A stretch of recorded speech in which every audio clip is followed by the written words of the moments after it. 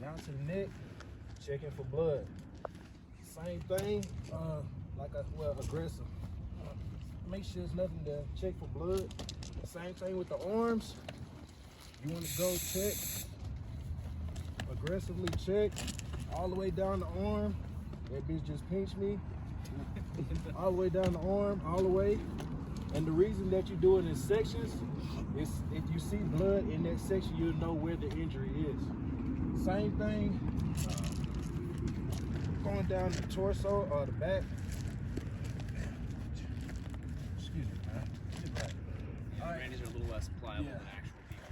So. Still, making sure that your finger's in the lock for training purposes. I might not be able to do that right now, but going down the back, checking for blood. All the way, all the way down. Still checking for blood. Same thing with the legs. Raw tape. Get up in there, ain't nothing to be ashamed of. Yeet, yeet. Checking for blood. All the way, all the way down. Continue to check for blood, and you're gonna do the same thing on the other side. I don't think that you'll cross over, but this is training. But same thing, check for blood. Aggressively, all the way down. Same thing here. Making sure your fingers in the lock each time you go down. Check for blood. All the way down to the head and toe. Boom, like that. Correct me if what is it? Alright, so for obvious reasons, if you come up to your battle, right, and they're missing their fucking leg, what's the first priority, right? Tourniquet. Put a fucking tourniquet on, then go through all that, alright? Yeah. Tourniquet. If you have an amputation, you can see that immediately, right? You don't need a blood sweep to find that this guy's missing his leg. You know, typically, one, they'll either be telling you, my leg, you know, pointing, something like that, right?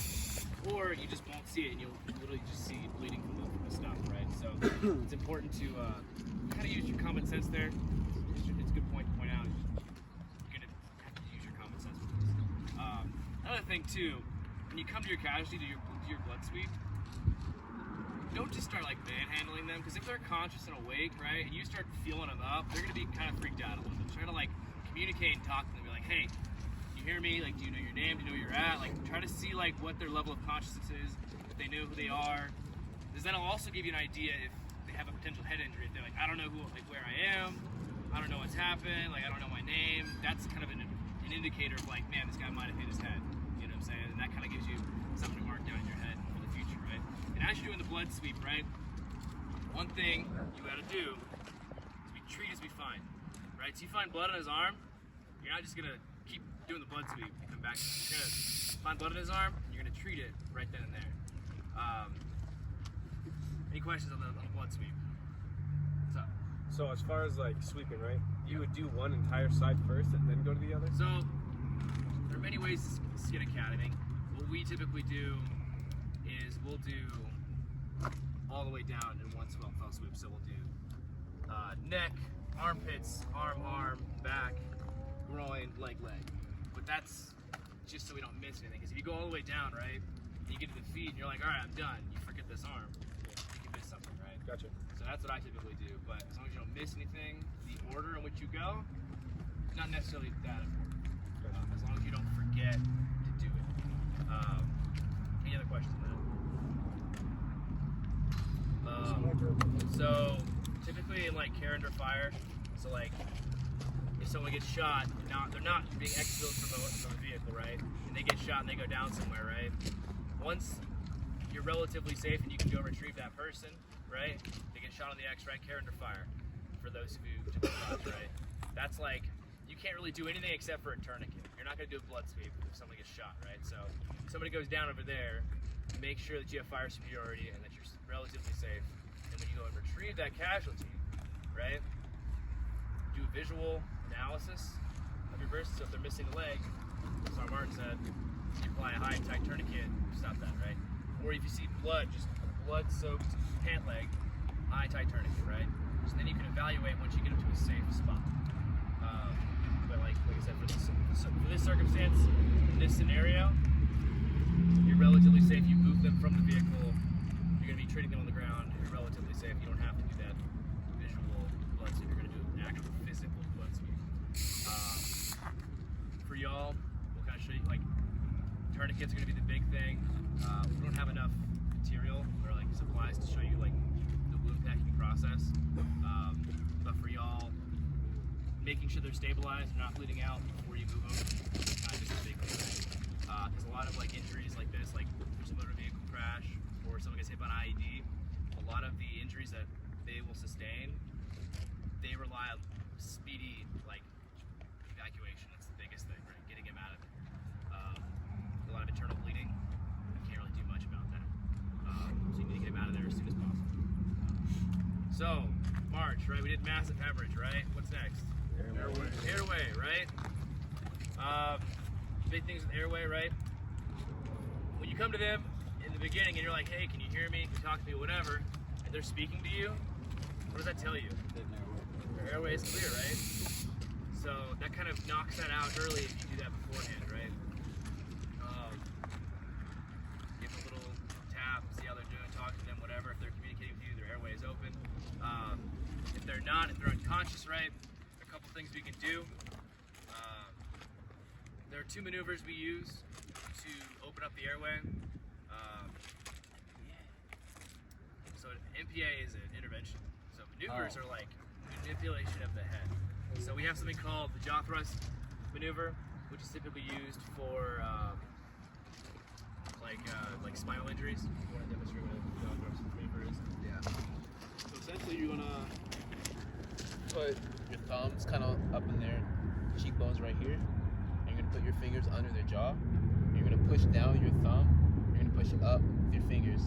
And that's gonna open their airway, and it's really good because it doesn't move their neck. So if you think they have like sort of spinal or neck injury, that's when you want to use the jaw thrust. Essentially. Yeah, because it limits how much of their neck is actually in the process, right?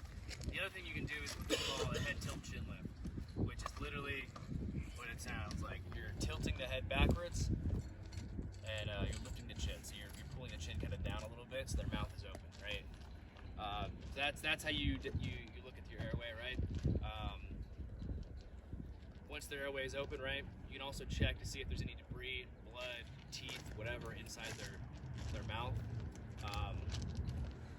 And if that's the case, if there's like liquid pooling in there or whatever, you can roll them into the recovery position. So we know what the recovery position is. It's literally like Side. yeah, you pull their arm up and you just roll them on their side. And that just kind of lets the blood, whatever, drain out of their mouth so they're not aspirating them, right? Any questions on airway? I don't know if you guys are doing MPAs for... Alright, well, we'll just skip the MPAs then. MPAs are typically used if, like, let's say they're unconscious, right? Start to hear some snoring, whatever. You don't know if their airway will stay intact. It kind of gives you an opportunity to kind of keep that airway open. But if they have a head injury, typically it's they don't usually want you to do it. So if there's like a fracture up in there and you're just shoving an MPA in their nose, it could potentially cause more damage. So that's airway, right? Respirations. Just gave that one away. Respirations for y'all. What we do is we do something called it's like look, listen, feel. Right? So you're in airway, right? You open it up. You do the head tilt chin lift, right? You're gonna put your head right here. You're gonna look at their chest, see if there's rise and fall. If the rise and fall is equal, or if it's like this, or if it's not happening at all, right? But you're also gonna feel the breath on your ear, right? And that tells you that they're, breathing, right? So you'll see it, you'll look, listen, you'll feel, you'll hear them breathing, you'll feel them breathing, and you can see them breathing, right? That's kind of just a trifecta of just kind of confirming that they actually are breathing. Any questions on that? No? Cool. What's next? What's the C? Circulation, right? For y'all, most of what that entails is just making sure that they have a pulse, right? Typically, you guys, what you'll do is you'll just grab the wrist, and you'll feel, I don't know if you guys have ever checked your own pulse before, but if you go and you feel like this bony part of your hand, right? And you go down, there's some tendons, and in between that, you'll apply like light pressure, and you can feel the pulse in your hand, right? And so that's the big thing is you guys want to check to make sure that they actually still have a pulse. They're talking to you, and they're breathing, they'll probably have a pulse, right? Where's the one on the neck? The neck, so you have your carotid artery right here, and it's literally right up in here. So both sides of your neck. Yeah, What so it's about on the both one- sides, yeah. What But about the one on the leg? so you have the pedal pulse. So you have one right here on top of your foot. You also have one your femoral, which is like right in, like it's halfway between the groin and the little bony protrusion of your hip right here. So halfway in between there, that's where you can actually feel the femoral pulse. But for the sake of this, you guys will just use the radial pulse on the hand. It's the easiest to find, right? Last one is H. What is what H is? Hypothermia, head injuries, right? Hypothermia, right?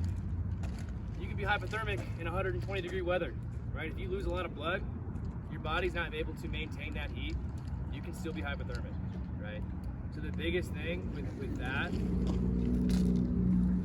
so when medics are working on a casualty, right, we will straight up get them trauma naked. We will cut everything off so that we can see every part of their body to make sure that there's nothing that we're missing, right? We can't keep them that way, right? Because if they're just exposed and they're losing that body heat, they're not retaining it, they're gonna be hypothermic, right? That's gonna make it harder for the blood to clot, which is gonna make things a lot worse in the future, right? So the way you work on that, right, you have something called those like space blankets. It's like giant reflective blankets.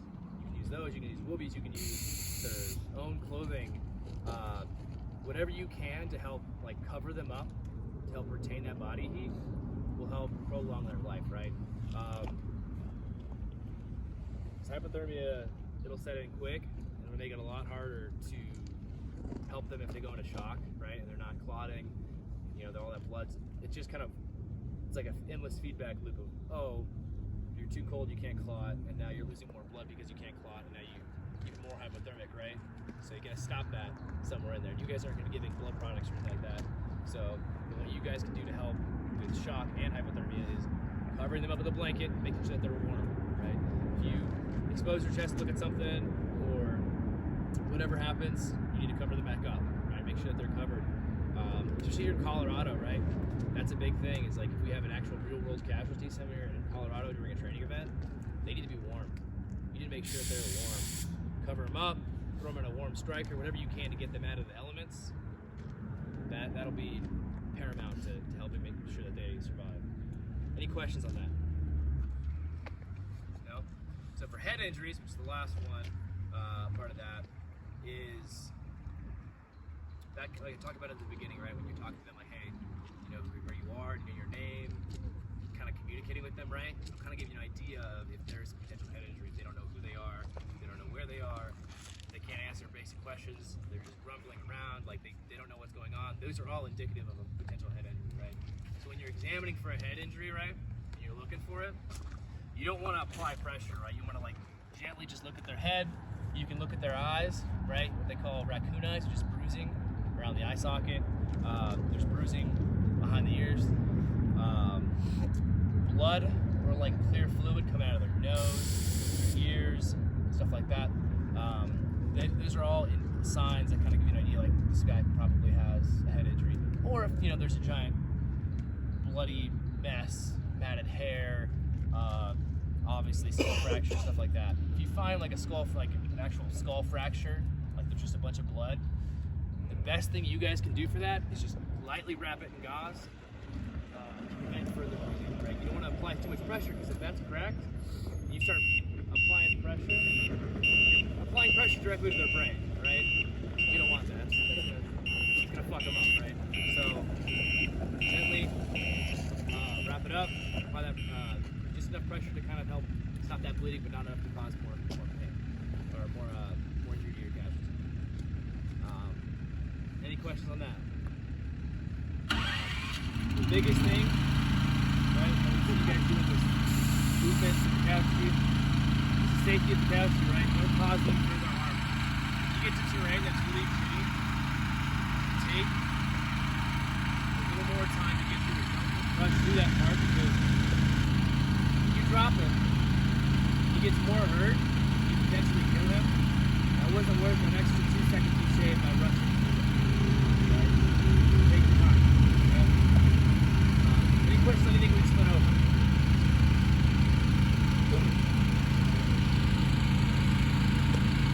Hey, anyone know what a priapism is? What? Priapism? Priapism? What? A priapism. Hey, so one of the fastest ways to tell if a male has a spinal injury, he's going to have an erection. You come up, and your battle buddies full salute. Hey, chances are he's got a spinal injury. Why is that? Something with your nerves. Like your nerves around your spine. It happens when you sleep. When you wake up with morning wood, because your bladder's full, it's pushing on the back of your spine and your nervous system, causes you to get an erection. Same thing happens. You're having internal bleeding or you're having a spinal injury, it's pushing on your nerves, causes you to get an erection. I don't fucking know why. I'm not a doctor. I just know it happens. Wow. Right. Each one of your vertebrae corresponds to like a set of nerves, right? So like, there's nerves for everything in your body. So it's like a specific vertebrae, I don't know what it is, that kind of has that effect on I'm gonna Google it. your body itself. Effect. It might seem funny now, right? But if your battle's in a real bad situation, hey, just knowing that he has that spinal injury, because it's funny right now, right? But now that you know this, you're never gonna forget that. So you come up to your battle buddy, and he's in a bad way, and you see that that's happened. Hey, you know that you got to take extra precaution with that individual because he has a spinal injury. And one wrong, like they said, hey, you drop him, you could have just paralyzed him, right? From one like small vertebrae being out of place to just like fracturing his fucking back. Now he's paralyzed from the neck down. Whatever the case of scenario be, right? It can always get worse. So you have to be careful with them. This is your battle buddy, right? This is your fucking, whoever, somebody in who wears this uniform, whether you know them or not, all right? They are your brother and your sister in arms, and we have to take care of our own. So yes, while the obstacle course is designed to stress you out, it's designed to work you through some different scenarios. You have to take that extra time to care for your battle buddy. Because if you drop them, hey, you're fucking them up even worse, right? So you got to work together as a team to get your battle buddy off the battlefield, off the training exercise, whatever the case may be, right? Because there's no perfect scenario when shit hits the fan. Whether that's here at Fort Carson, fucking NTC, or wherever, no scenario is now a real life incident. It's no longer a scenario anymore, right? Whatever we're doing and something like that happens, it's no longer training. Like it's go time. So you got to remember all the stuff that's being taught. Is there not a way to tell if a female has a spinal injury? That's just not as evident, but typically with spinal injuries, you want to consider what we call the mechanism of injury, right? So motor vehicle incidents, there's a really high probability of thinking spinal injury with a motor vehicle incident. Strikers are a big thing, right? riding out in the back, don't have your seatbelts on, whatever, hit a big bump or something like that, IED, whatever, head smashes into the ceiling, their spine compresses, spinal injury right there. Usually with vehicles, good chance there's a spinal injury, right? Regardless of if they're male or female, you know that it's probably that. So you kind of have to treat it with that in mind. So it's good. Their spine's probably all jacked up.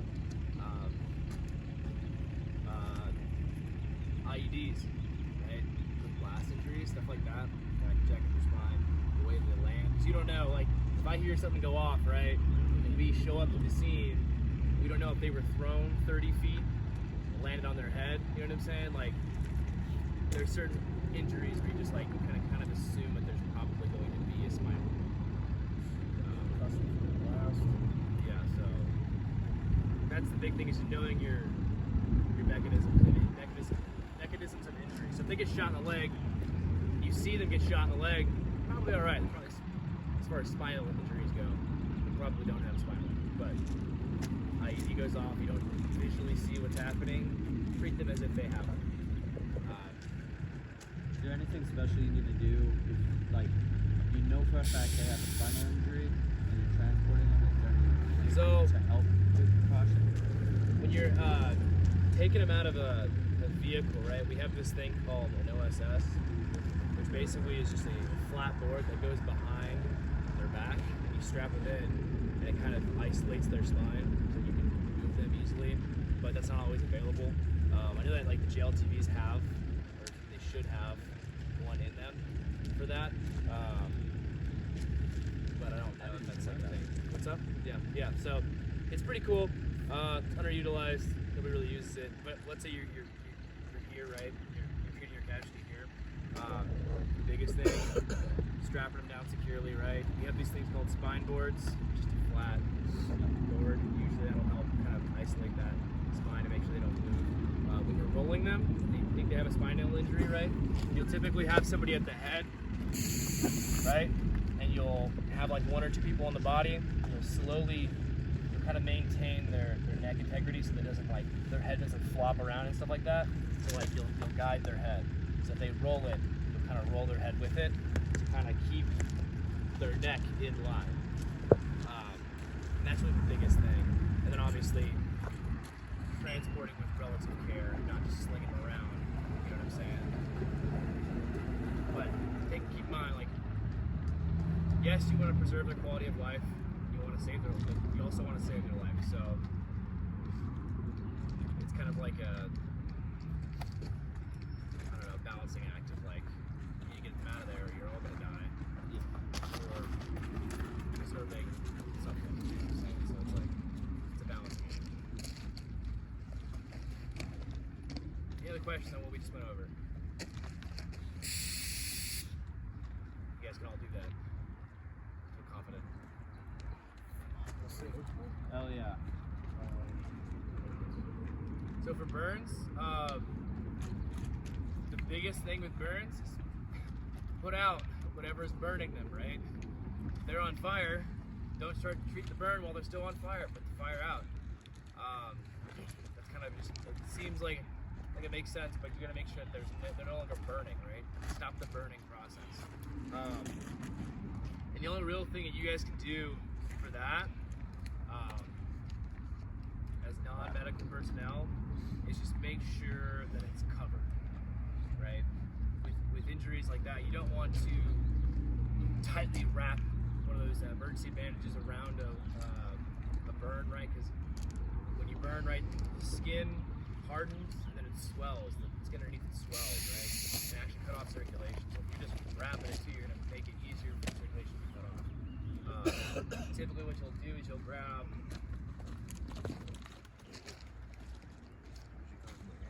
something like a Curlex, which is just like loose gauze. What you do is, like, let's say he's gonna burn, I don't know, on his leg right here. What we'll do is we'll pull this gauze out and we'll just wrap it in like a Z formation, just back and forth over top of the wound like that. Tape the sides. What that'll do is that'll just kind of prevent anything from getting in the wound if it's like an open blister. You want to prevent stuff from getting in there. You want to kind of help limit the possibility of infection, and stuff like that. But there's a limit to what you guys can actually do. You just have to handle them with care. When they do have burns, they are more susceptible to hypothermia, right? You're going to lose some body heat even quicker. They're going to be dehydrated, which is not going to be a good time. So if they're awake and conscious, make sure they drink water. They're like able to hydrate. I'll kind of help with that. Anything you guys want to add to that? Yeah, definitely with burns, hypothermia is the biggest thing because since their skin is frayed, like they have no insulation from the elements. So really make sure you get the hypothermia. Also with burns, what he was saying earlier is how there's swelling involved. So if they're wearing like wedding rings, take those off. Like we tend to keep ring cutters on us. That's also why we have these type rings right here. So they're a lot easier to cut, they're a lot easier to get off. Also, with your blood sweep, if your patient has a lot of burns and you still need to do blood sweep, you can still blood sweep. Be very careful how you do it. So instead of breaking, you're gonna do more of a pat, more of like a firm pat. But you still want to make sure you get your blood sweep, and that's about it really. You guys ever seen Uber Soldiers?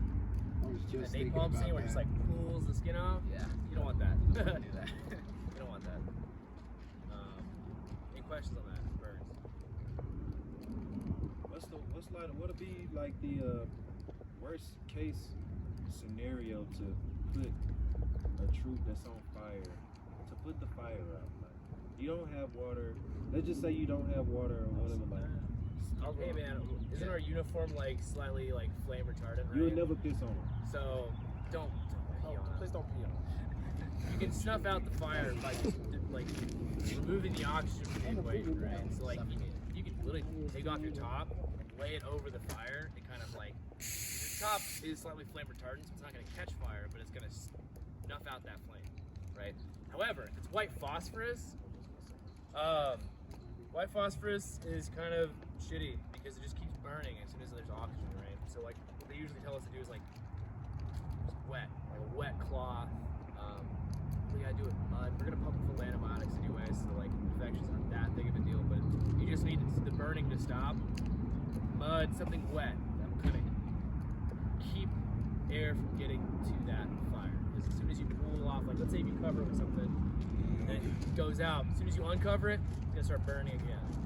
So something wet to help kind of keep it out. But you should also notify the medical personnel, because if they take that shit off, and now it's just a fire on like the bird or something like that. Like that's not a good time. So you gotta like make a mental note to be like, hey, guy's got white phosphorus on him. Like, just be careful. Is there any question on that?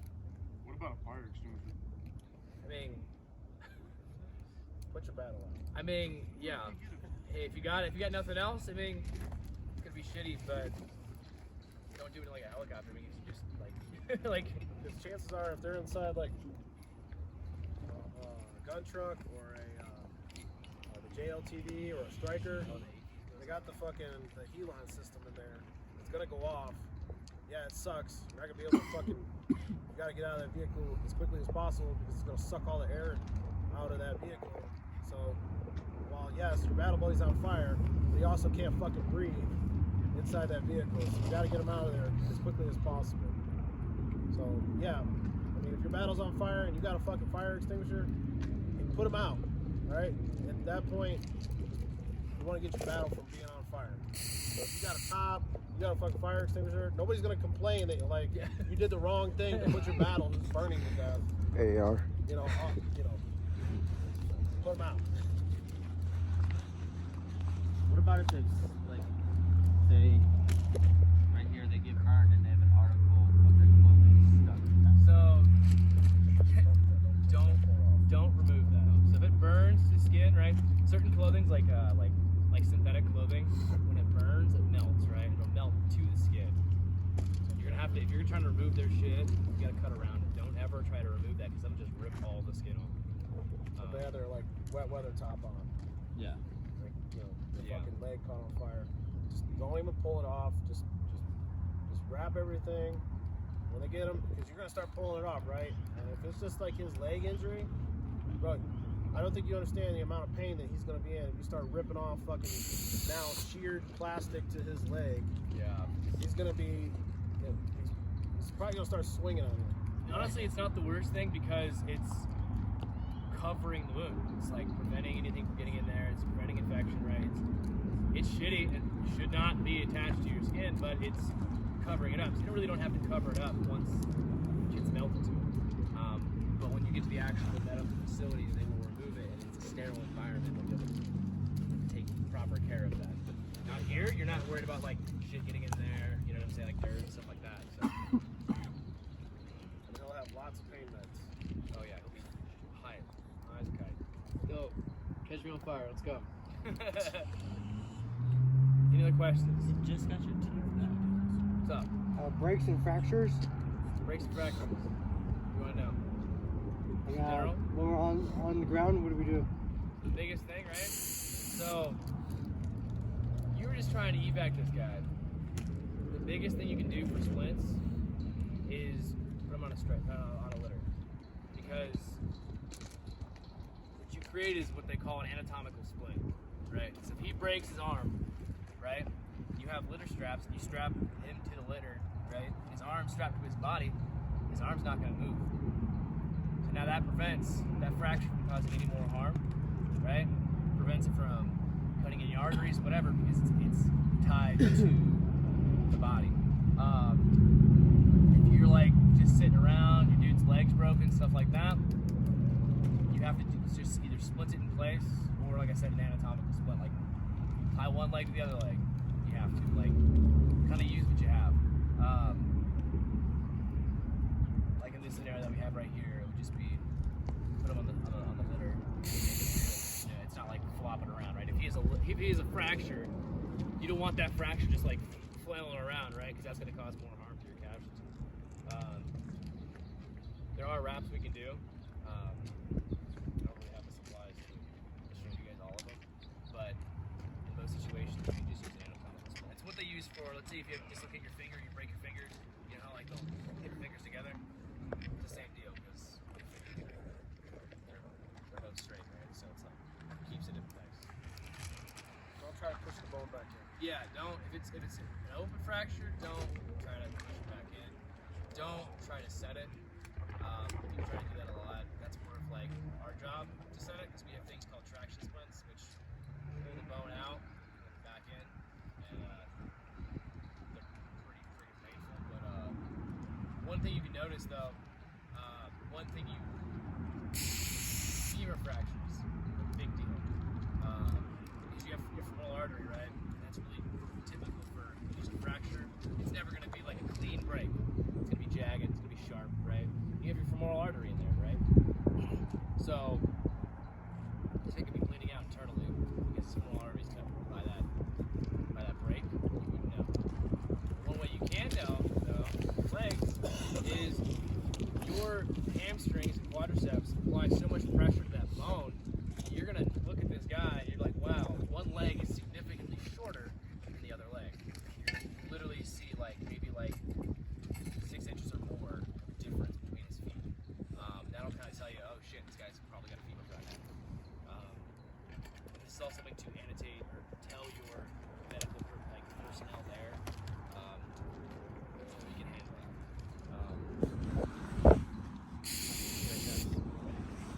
Can I answer your question?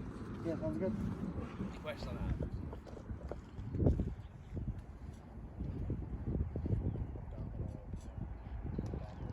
Abdominal wounds. So,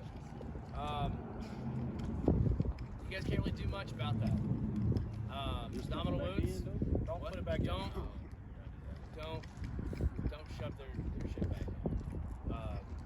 The only thing you guys will do is cover it up. Right? Use a wet dressing if you have it.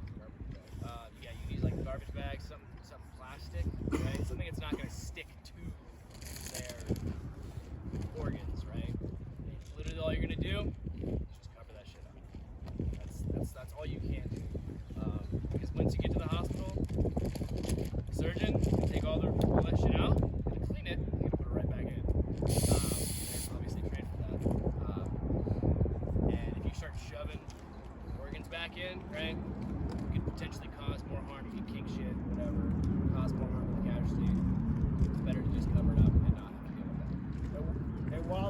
it seems like, oh my god, this is it. Like, he's gonna die. Believe it or not, just because you get a slit, your intestines fly out, your fucking stomach's hanging there. That doesn't necessarily mean it's it for them. All right. While yes, it looks scary, it's gonna look scary as fuck. You still have a lot of potential to save that soldier's life. Yeah, it's not as big of a deal as you think it is. It's more of like a shock factor. You're like, oh god, those are intestines. You know what I'm saying? Like, that's not gonna kill them usually. I got a question. So, not necessarily shoving back in. It was kind of fucked up to say. I know that's wrong, but let's just say the intestines is hanging out, and it's it's long intestines. So if it happened to be somewhere right there, you say just cover it up. Would you not just like push it together and then? Yeah, I mean you consolidate it to the region where it should be, but you're not shoving it back in his body. At most, which you guys probably shouldn't even do that, is you can actually grab, let's say he's got an evisceration across the stomach, you can actually put your fingers in the corners and lift a little bit to settle some of the organs, because you're not applying direct pressure. You can literally just pull up a little bit to kind of help the organs settle, but really you don't even need to do that. You just need to consolidate them and wrap them up. So not getting caught, right? You don't want his intestines hanging out and getting caught on a tree branch or something, you know what I'm saying? Like, that's gonna cause more harm, right? So make sure it's not just like falling out, catching on stuff, whatever. Does that make sense? Yes. Oh shit! Cool. Anything else? Come here, bro. What if your butt is having a seizure? Good. Evac. Huh? Evac. There ain't nothing you're gonna do about that. Seizure minute? I mean, for seizures, right?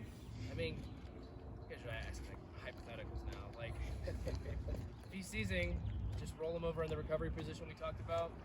Make sure he doesn't like vomit and then aspirate his vomit, and just kind of wait it out. Just clench, if you can get something in his mouth, like a wallet, so he can bite down on that so he doesn't bust all his teeth.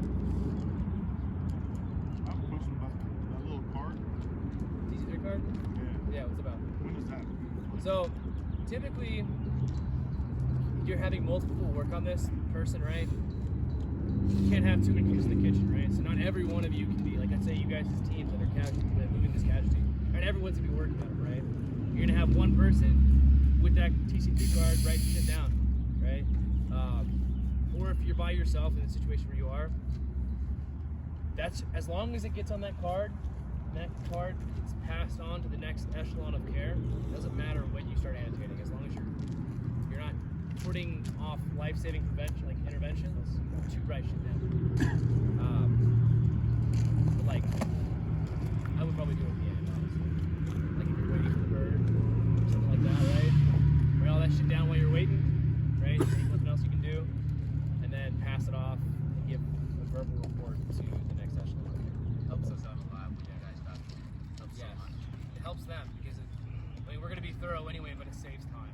Because if, let's say, he's got a gunshot wound to the chest, we don't know about it, we can't rule out pneumothorax, right? We need to know what's happening, so we can be like, oh, he's got this injury, so we should probably look for this.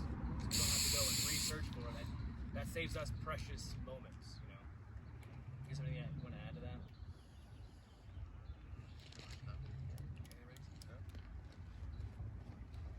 Any questions? Everybody have a good understanding? Well, I know it's a lot to kind of take in, but again, it's probably one of the biggest things that have changed the way the Army takes care of its soldiers. And kind of like a history lesson, like over the times, right? One of the biggest battlefield causes of life was blood loss. And soldiers relying solely on a medic to save their life. So over time, the Army's like, well, hey, stop the bleeding, put a tourniquet on, and we can almost eliminate all casualties on the battlefield. And It's like 60%. yeah, it's asinine. Like if you look at from like what happened in Vietnam to what happened in the last 20 years that we've been at war in Afghanistan and Iraq, one of the biggest changes that we've done from Vietnam to, modern warfare was that, one, we trained soldiers on, CLS, TCCC, and how to save their buddy's life. And then on top of that, we issued everybody multiple tourniquets. All right, everybody's gonna carry 2 tourniquets. And that right there, we lost 68,000 soldiers in Vietnam. And we all only lost a total of 8,000 through 20 years of war versus 9 years of war. So that's a significant decrease just by training soldiers on how to save your battle buddy's life. And not just solely have to rely on medics. Hey, newsflash, GCO, we don't have a medic. There's no medic at the UMCP, and there sure as fuck ain't no medic on the road with distro. So this is more important for us probably than anything, because the line companies got multiple medics with their platoons, their squads, the whole 9 yards, right? They got a medic right there. We don't. We gotta hope to fucking save each other and get to either get to where we're going, or we're gonna call in a 9 line right then and there, and we're gonna get them off the battlefield. But we don't have a medic to rely on, so this training is more important. I think, in my opinion, more important for us, so that way we can save each other's lives. Because I don't know, whoever wrote the MTO was a fucking idiot. So, any other questions? All right. Who knows what a knee drop is? You know what the knee drop? Nope. You guys? Don't do the knee drop. On the balls when you go do the leg thing. Well, you don't need them in the balls. I know, but that's what people do. Like Yeah. you're supposed to go and catch the So article, when you but come up to dudes somebody just like, come oh, in they're straight. bleeding, let me just put my knee right here. Don't Yeah. do that shit. No, they go straight for the nuts. Right? Yeah, My so, TCCC. So, stopping or cutting off the circulation with the knee is no longer a thing. No, that's not a thing. Wanna know why? So, imagine an IED goes off. This guy's pelvis is fractured, right? He's got bits of pelvis just inside of his body, right? You're like, oh, I'm gonna stop the bleeding. He doesn't have any bleeding going on in his pelvis right then, but you go and drop your knee, and you crush his pelvis even more because it's already compromised, and that severs the arteries inside your pelvis. He's gonna bleed to death in his pelvis, and there's nothing you can do about it. Your pelvis is just a giant bowl, right? And all that blood's just gonna pool, and you're not gonna really know that he's bleeding out, except for that, he's going into shock, right? You're like, I don't know what's going on, and you cause that injury to him by dropping your knee. In addition, let's say you have, a 115-pound female, you have a 220-pound dude coming over and dropping his knees super hard on her freaking pelvis, it's gonna break it, right? It has potential to break the pelvis and cause further injury. Don't do that shit, right? So put a tourniquet on, high and tight, really quick. It doesn't cut off pretty much any time at all by doing the knee drop. Just doing it on a tourniquet. So, don't do the knee drop. The time for a tourniquet, the fastest, the time that you have to put on the tourniquet, Minute. is 1 minute? 1 minute, put that tourniquet on. If it's your femoral artery in your leg, all right, somebody can bleed out very quickly. 3 minutes. As little as 3 minutes. So keeping as much blood in that body, especially for the core, right? Your core and your head, keeping as much blood in that area is probably the most critical thing that you can do for your battle buddy. Hey, the leg, yeah, got it. We don't want to lose a fucking leg. But in hindsight, stop that bleeding. If he loses the leg, he loses the leg. Army's gonna give him a fucking high-speed carbon fiber, titanium, fucking $1 million leg. All right, he's gonna live on, and he's gonna, he will continue to live his life. Don't be concerned with the limb. And just because you put a tourniquet on the limb doesn't mean they're necessarily gonna lose that limb. I'm telling you, hey, we always joke about the medical care in the Army, and they just give you Motrin and they fucking drink some water, right? But I tell you, when the shit hits the fan, Army surgeons, Army medics will save your fucking life faster than probably anybody out in a civilian population. Why? Because that's exactly what they're trained on, right? They are trained to save your life. And then, 99% of the civilian population don't have to deal with the kind of wounds that we sustained in battle. So believe me when I say, they're gonna save you if they can. They're not gonna spare any expense on trying to save your life. All right. So don't be afraid to put those tourniquets on. And correct me if I'm wrong. I know tourniquets conversations have been different. All right. 16 years I've been in the Army. I've had a lot of CLS training, advanced medical training, TCCC training, and I've gotten a lot, and I've heard different topics on tourniquets. But I'm a firm believer, and correct me if I'm wrong, put the fucking tourniquet on, like he said, high and tight. If I'm missing this right here, don't put it right here. Just put it all the way up here. All right, because there's a lot of blood that goes from here from my rotator cuff to my elbow. There's a lot of blood in there.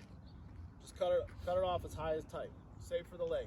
All right, get it as high and as tight as you can, and put the tourniquet on. That's the way I've been trained. The biggest thing with that is the reason you do high and tight. It's usually like, oh, I identify a bleed. I don't know exactly what's going on, so I'm going to put it high and tight to just cover all my bases and make sure that I cover it. You can visually see exactly where that thing's coming from. You would apply what they call a deliberate tourniquet, which is typically 2 to 3 inches above that wound on skin. So the reasoning behind that, right, is leave the tourniquet on too long, right? Care takes too long, you could lose the rest of that limb, right? So you're gonna want to save as much of that limb as you can. So if you get shot here, or like lower leg, you put a tourniquet at above the knee, becomes below the knee amputation and not all the way to the hip, right? At least have some quality of life, from that. But to put them on joints, like knees, elbows, ankles, yeah, like just don't put it on the forearm. Yeah. Why don't we put it on the forearm? Supposedly bone. Huh? Supposedly bone. Well, mine is. Not necessarily. Yes, it is. Yes, there's a bone in there. Well, it's mostly bone. But it's the way that your forearm is shaped, right? So your forearm is almost shaped like, kind of like this, right? And there's a space in between where there's soft tissue. And if you put a fucking tourniquet on your forearm, you start tightening that bitch down, and now you break his arm. All right. So where he only lost his hand, now he's got a broken arm and a lost hand. So put it above the elbow for wounds below the elbow on the arms. All right.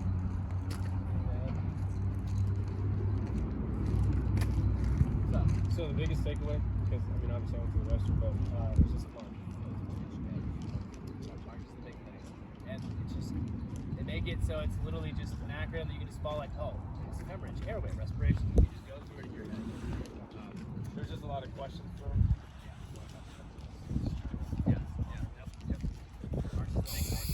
Stop the bleed. Really, that's the biggest thing, is stop the bleed. Stop that bleed. And don't get distracted if they're burning, if they have like burns or if they have like intestines hanging out, don't get distracted by that. Focus on your march because it's designed in a way to president what's going to kill them the fastest. So your mass hemorrhage is going to kill them faster than anything else. So focus on that. Focus on your airway. Focus on your respiration, circulation. So it's designed that way because of the precedence of what's going to kill them the fastest. Yeah, that the evisceration, that organ's coming out, it's not going to kill them, most likely. Burns, as long as you put that burn out, it's not going to kill them. Right? Bleeding will. It'll kill them real quick. So, like I said, it's designed to prioritize. What? What about dealing with like shock and stuff like that? So you guys, the biggest thing, stopping the bleeding. Right? For you guys, you can't go into shock if you still have blood. Right? Like it's just, well, there's a caveat there, but like for you guys, stop the bleed, prevent them from going into shock. Go at least further, right? If they're conscious and awake, you can make them drink water. That can all kind of help replenish kind of the fluids in their system a little bit. That's really just, when we give an IV and we're just doing like water and not actually, like not water, but like fluids and not like blood, essentially all we're doing is just introducing more fluid into their body. So they still have blood pressure to bring oxygen to their cells, being able to relieve there. But the most you get to do is just stop the bleed,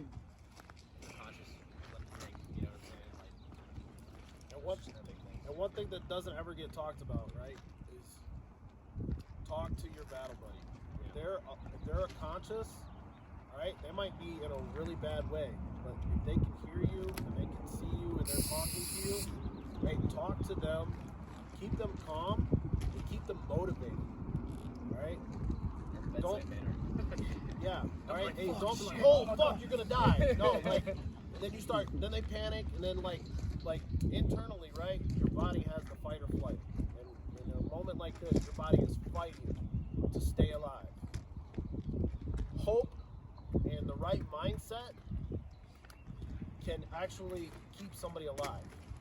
All right, if they just give up, like, you know, their body starts shutting down and they give up, yes, they could die. But if you give them hope, talk to them, keep them calm, you fucking, like, dude, you're gonna make it, like, you know, we got this, it's too easy, you're gonna be okay, whatever the case may be, right? Hey, give that soldier fucking hope that he's gonna make it, whether he does or not, because the mind can control a lot of things, and you put that soldier in a bad mind state, like, fuck it, I'm gonna die anyways, and they start, you know, going down that path of, like, you know, all right, well, now they're breathing slow, and now, like, your adrenaline is starting to slow, and all this stuff that happens just from, you know, what happens in your mind can actually kill your battle buddy. And that's, like, one thing that's never talked about, but, like, keeping somebody fucking motivated, keeping that adrenaline pumping, and keeping their mind in the game can actually save their life. Also, if you're, like, freaking out, they might get combative, try to fight you. That too. Like throw shit, they start to get off the litter, whatever. They might not be super easy to work on, which could eventually lead to, you know, them getting hurt or dying because of just, you're like, oh man, there's just all this shit happening, blah blah blah. And you're like panicking. You're gonna make them panic. And they're gonna be like, get me off of this, and then like it's just gonna be a mess, right? It's also why you don't let them have their weapons if they're freaking out, right? Because You should also get away, like if you see whoever's working on that patient, like they're freaking the fuck out as they're doing, get them away. Whether because they're just causing a problem, and then somebody that is calm and collective, you know, allow them to do what they need to do. Because like Sergeant Martin sees when you guys flip your truck, but he comes to the scene, he's freaking the fuck out, you know, because it's one of his soldiers. You should, like, doesn't really matter, be like, hey, you're freaking out, like, take a step back. And I'm sure anybody in that situation will be like, okay, fuck, I am freaking out. there's a difference between being freaked out and like freaking out, right? Like you're obviously gonna see that shit and you're like, fuck, like this is not a good time. Yeah. But being able to like operate with a purpose, right? Not just be like freaking out and like just like sitting in a corner just yelling and shit. Like you're gonna be freaked out regardless if you just saw someone you know flip their truck and potentially die. You know what I'm saying? You're gonna be freaked out. You're not gonna be perfect, right? You're not gonna react the way you think you're gonna react, right? But staying relatively calm, you know, and not just freezing up and just going and like being as calm as you can be is kind of what you gotta do. You know, you're gonna be freaked out. It's just the nature of the beast. Any questions on all that?